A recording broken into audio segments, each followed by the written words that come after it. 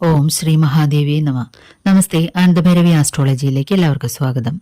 2024 August 1 കർക്കിടകം 17 വ്യാഴാഴ്ച മുതൽ August 31 ചിങ്ങം 15 ശനിയാഴ്ച വരെയുള്ള വൃശ്ചികക്കൂറുകാരുടെ ഓഗസ്റ്റ് മാസ ഫലത്തെക്കുറിച്ചാണ് നമ്മളിപ്പോൾ ചിന്തിക്കുവാൻ പോകുന്നത്. വൃശ്ചികക്കൂറിലെ നക്ഷത്രങ്ങളായ വിശാഖം 4-ാം പാദം, അനിഴം നക്ഷത്രം, തൃക്കേട്ട നക്ഷത്രം എന്നീ നക്ഷത്രക്കാർക്കാണ് ഈ ഫലങ്ങൾ അനുയോജ്യമായിട്ടുള്ളത്. ഓഗസ്റ്റ് മാസത്തിൽ പ്രധാനപ്പെട്ട ഗ്രഹങ്ങളായിട്ടുള്ള വ്യാഴം ഇടവൻ രാശിയിൽ രോഹിണി നക്ഷത്രത്തിൽ സഞ്ചരിക്കുകയാണ്. ഓഗസ്റ്റ് 20 മകയിരം നക്ഷത്രം 1-ാം പാദത്തിലേക്ക് പ്രവേശിക്കുകയും ചെയ്യുന്നു. ശനിയാകട്ടെ കുംഭം രാശിയിൽ പൂരോരുട്ടാതി നക്ഷത്രം 2-ാം പാദത്തിൽ വക്രത്തിൽ സഞ്ചരിച്ചുകൊണ്ടിരിക്കുകയാണ്. രാഹു മീനം രാശിയിൽ ഉത്രട്ടാതി നക്ഷത്രത്തിലും കേതു കന്നിരാശിയിൽ അത്തം നക്ഷത്രത്തിലും സഞ്ചരിക്കുകയാണ്. മറ്റു ചെറുഗ്രഹങ്ങളെല്ലാം തന്നെ 28 മുതൽ 45 ദിവസം വരെയുള്ള ഇടവേളകളിൽ മാറിക്കൊണ്ടിരിക്കുകയും ചെയ്യുന്നുണ്ട്. വലിയ ഗ്രഹങ്ങളുടെ മാറ്റങ്ങൾ സ്ഥായിയായിട്ടുള്ള അനുഭവങ്ങളെയും വലിയ ഗ്രഹങ്ങളുടെ മാറ്റങ്ങൾ പെട്ടെന്നുള്ള ജീവിതാനുഭവങ്ങളെയും ഉണ്ടാക്കുന്നു. ചെറുഗ്രഹങ്ങളിൽ ചൊവ്വ ഓഗസ്റ്റ് 16 മകയിരം നക്ഷത്രത്തിൽ പ്രവേശിക്കുന്നു. ശുക്രൻ 11 പൂരത്തിലും 22 ഉത്ര നക്ഷത്രത്തിലേക്കും പ്രവേശിക്കുന്നു. ബുധനാകട്ടെ 22 വക്രം ചെയ്ത് ആയില്യം നക്ഷത്രത്തിലേക്ക് പ്രവേശിക്കുകയാണ്. ഇനി ഓഗസ്റ്റ് മാസത്തിലെ പ്രധാന ദിവസങ്ങൾ ഏതെല്ലാമാണെന്ന് നോക്കാം. ഓഗസ്റ്റ് 3 അമാവാസിയൊരിക്കൽ, ശ്രാദ്ധം, കർക്കിടകവാവ് എന്നിവ ആചരിക്കുന്നു. ഓഗസ്റ്റ് 4 കറുത്തവാവ് തന്നെ തുടരുന്നതാണ്. ഓഗസ്റ്റ് 16 ആടിയറുതി, അതായത് രാമായണ മാസ അവസാനമാണ്. ഓഗസ്റ്റ് 17 ചിങ്ങം 1-ാം തീയതി ആവണിപ്പിറപ്പ്. ഓഗസ്റ്റ് 19 ചിങ്ങം 3 വെളുത്തവാവും. അന്ന് ആവണിയവിട്ടം രക്ഷാബന്ധൻ ആഘോഷിക്കുന്നു. ഹേഗ്രീവോൽപത്തിയും അന്ന് തന്നെയാണ്. ഓഗസ്റ്റ് 20 ശ്രീനാരായണ ഗുരു ജയന്തിയും മംഗളാഗൗരി വൃദ്ധാചരണവും. 25 ചട്ടമ്പി സ്വാമി ജയന്തിയുമാകുന്നു. 26 ശ്രീകൃഷ്ണ ജയന്തി അഥവാ അഷ്ടമി രോഹിണി ആഘോഷിക്കുന്നു. ഈ ചാനൽ ഇതുവരെ സബ്സ്ക്രൈബ് ചെയ്തിട്ടില്ലാത്തവർ ഒന്ന് സബ്സ്ക്രൈബ് ചെയ്യുവാനും നിങ്ങൾക്ക് വേണ്ടപ്പെട്ടവർക്കെല്ലാം ഈ ചാനൽ ഒന്ന് ഷെയർ ചെയ്ത് കൊടുക്കുവാൻ അഭ്യർത്ഥിക്കുന്നു. അരികിലുള്ള ബെൽ ബട്ടൺ അമർത്തി അതിൽ ഓൾ എന്ന് കൊടുത്താൽ ഇനി വരുന്ന എല്ലാ വീഡിയോകളും തത്സമയം തന്നെ നോട്ടിഫിക്കേഷനായിട്ട് ലഭിക്കുന്നതാണ്. വീഡിയോ ഇഷ്ടമായാൽ ഒരു ലൈക്ക് തരുവാൻ മടി കാണിക്കരുതേ. ഓഗസ്റ്റ് മാസത്തിൽ വൃശ്ചികക്കൂറുകാർക്ക് എന്തെല്ലാമാണ് അനുഭവങ്ങൾ വരാൻ പോകുന്നത് എന്ന് നമുക്കൊന്ന് ചിന്തിച്ചു നോക്കാം. വൃശ്ചികക്കൂറുകാർക്ക് അവരുടെ ലഗ്നാധിപനായിട്ടുള്ള ചൊവ്വ അവരുടെ 7-ാം ഭാവത്തിൽ വ്യാഴത്തോടൊപ്പം സഞ്ചരിക്കാൻ തുടങ്ങിക്കഴിഞ്ഞു. ആ ചൊവ്വ മകരം നക്ഷത്രത്തിലേക്ക് 16-ാം തീയതി പ്രവേശിക്കുന്നുണ്ട്.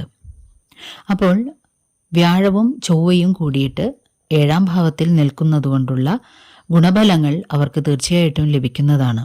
ഭൂമി സംബന്ധമായിട്ടുള്ള കേസ് വഴക്കുകൾ മറ്റും നടക്കുകയാണെങ്കിൽ തീർച്ചയായിട്ടും അവർക്ക് വിജയം ഉണ്ടാകുന്നതാണ്. അതുപോലെ വിൽക്കാനിട്ടിരിക്കുന്ന ഭൂമി വിൽക്കാൻ കഴിയുക, അതുപോലെ പുതിയതായിട്ട് വീട് വയ്ക്കുവാനും കൃഷി ചെയ്യുവാനും മറ്റുമായിട്ടുള്ള ഭൂമി വാങ്ങാൻ കഴിയുക തുടങ്ങിയിട്ടുള്ള ഭൂമിയുമായി ബന്ധപ്പെട്ട ക്രയവിക്രയങ്ങളും അതുവഴി ധനാഗമവും ഉണ്ടാകുന്നതാണ്.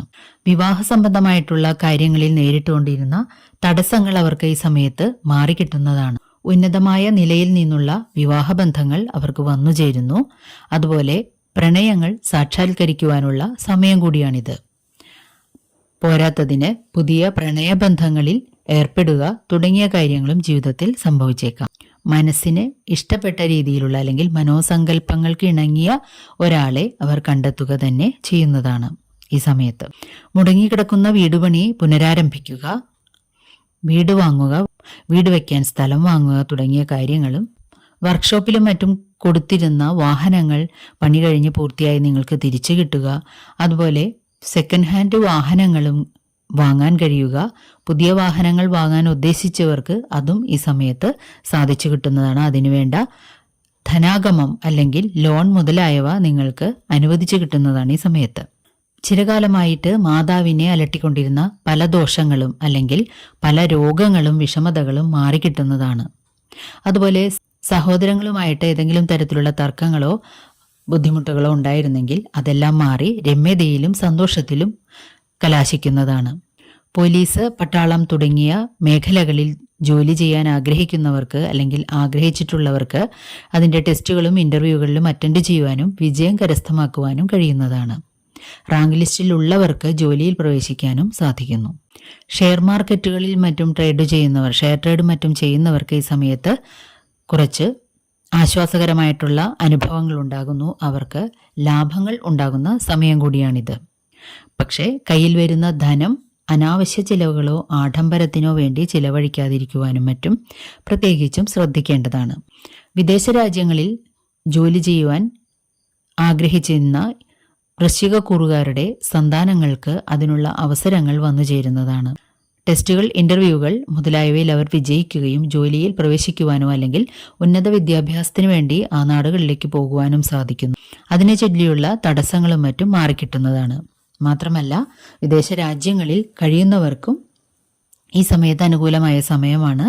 പെർമനന്റ് വിസയ്ക്കും മറ്റും കാത്തിരുന്നവർക്ക് ഇത് കൃത്യമായിട്ടുള്ള സമയമാണ്. അവരുടെ തടസ്സങ്ങളെല്ലാം മാറി അവർക്ക് വിസ ലഭിക്കുന്നു. സ്ഥിരതാമസമാക്കാനുള്ള പെർമിഷൻ മറ്റും കിട്ടുന്നതാണ്. ഹോസ്പിറ്റൽ മേഖലകളിൽ അതുപോലെ മെഡിക്കൽ രംഗവുമായി ബന്ധപ്പെട്ട എല്ലാ ഫീൽഡുകളിലും ജോലിക്ക് ശ്രമിക്കുന്നവർക്ക് വിദേശത്ത് പ്രത്യേകിച്ചും ഈ സമയത്ത് ജോലി ലഭിക്കുവാനോ അല്ലെങ്കിൽ അതുമായി ബന്ധപ്പെട്ട പഠനങ്ങൾക്ക് വേണ്ടിയിട്ട് പോകുവാനായിട്ട് അവസരമുണ്ടാകുന്നു. തൊഴിൽ രംഗത്ത് നിങ്ങൾക്ക് അഭൂതപൂർവമായിട്ടുള്ള ഒരു ഉയർച്ചയുണ്ടാകുന്നതാണ്.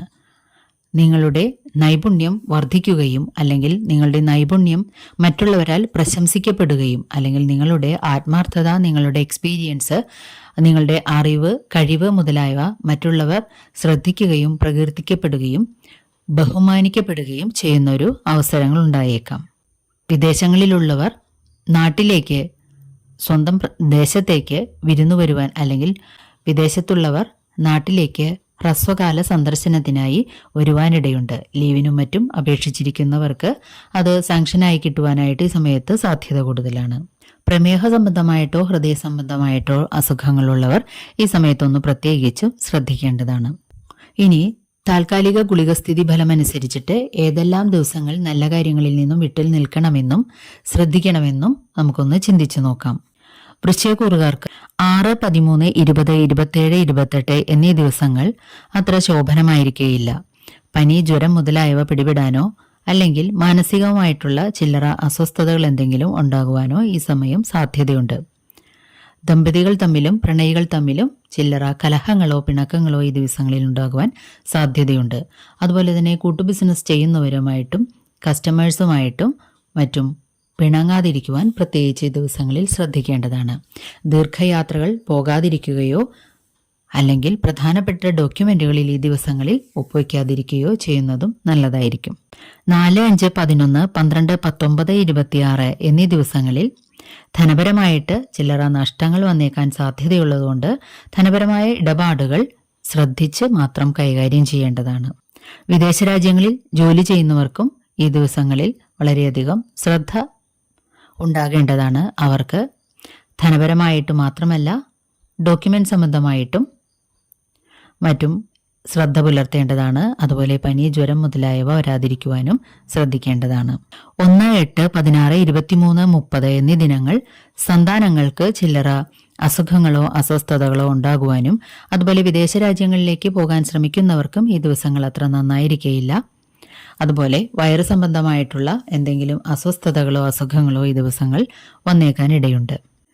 2, 9, 10, 17, 24, 31 എന്നീ ദിവസങ്ങളിൽ തൊഴിൽ രംഗങ്ങളിൽ കർമ്മരംഗത്ത് ചില്ലറ ബുദ്ധിമുട്ടുകൾ എന്തെങ്കിലും ഉണ്ടാകാൻ സാധ്യതയുള്ളതുകൊണ്ട് ഈ ദിവസങ്ങളിൽ വളരെയധികം നിയന്ത്രണം പാലിക്കേണ്ടതാണ്. അതുപോലെ പെട്ടെന്നുള്ള ദേഷ്യത്തെ നിയന്ത്രിക്കേണ്ടതും ഡോക്യുമെന്റുകൾ സൈൻ ചെയ്യുമ്പോഴും മറ്റും അല്ലെങ്കിൽ സന്ദേശങ്ങൾ അയക്കുമ്പോൾ വളരെയധികം ശ്രദ്ധ പുലർത്തുക. അന്നേ ദിവസം ഗവൺമെന്റ് കാര്യങ്ങൾക്കായി പുറപ്പെടാതിരിക്കുന്നതും നല്ലതാണ്.